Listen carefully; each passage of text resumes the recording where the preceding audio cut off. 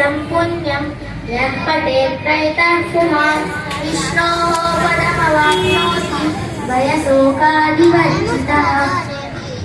गीताध्यायनशीलस्य प्राणायामापरस्य च नैव सन्ति पापानि पूर्वजन्माकृतानि च मलनिर्मोचनं पुंसां जलस्नानं दिने दिने सत्कृतीतामृतस्नानं संसारमलनाशनं।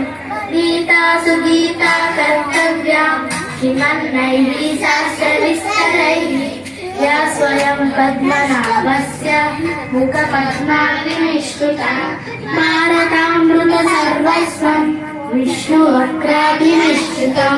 गीता गङ्गोदकं पीत्वा पुनर्जन्मानि विद्यते सर्वोपनिषदो गावो दुग्धा गोपालनन्दनः पादो वत्सरसुभिर्भोक्ता दुग्धं गीतामृतं महत्।